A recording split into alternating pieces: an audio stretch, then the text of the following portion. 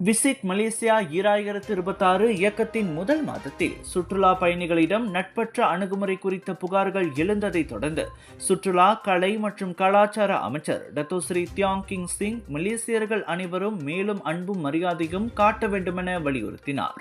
தல ஆய்வுகளில் சில உள்ளூர் மற்றும் வெளிநாட்டு பயணிகள் வரவேற்பு குறைவாக இருப்பதாக அதிருப்தி தெரிவித்ததாக அவர் கூறினார்.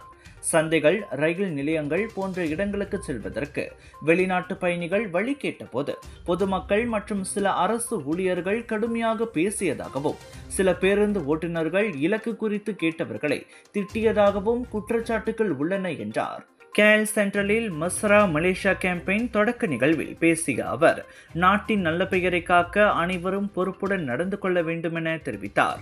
சில அதிகாரிகள் கடுமையாக நடந்து கொண்டதாக கூறப்படும் புகார்களை தீர்க்க துறை தலைவர்கள் இணைந்து நடவடிக்கை எடுக்க வேண்டும் என்றும், சீன புத்தாண்டுக்கு பிறகு வணிக வளாக நிர்வாகங்களுடன் ஆலோசனை நடத்தப்படும் என்றும் கூறினார்.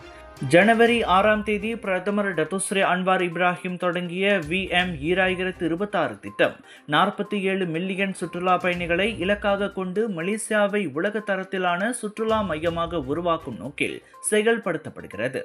சைபர்ஜியா யூனிவர்சிட்டியின் என் MBA பயணம் எனக்கு ஒரு மாற்றத்தை கொண்டு வந்தது. இந்த பாடத்திட்டத்தின் நெகிழ்வுத்தன்மை எனக்கு வேலை மற்றும் படிப்பை சமநிலைப்பட உதவியது. அன்பான விரிவுரையாளர்கள் மற்றும் நடை அடிப்படையான கற்றல் என்னை நிஜ வாழ்க்கை சவால்களுக்கு தயார்படுத்தியது. நான் கற்றதை நேரடியாக என் தொழிலில் பயன்படுத்த முடிந்தது.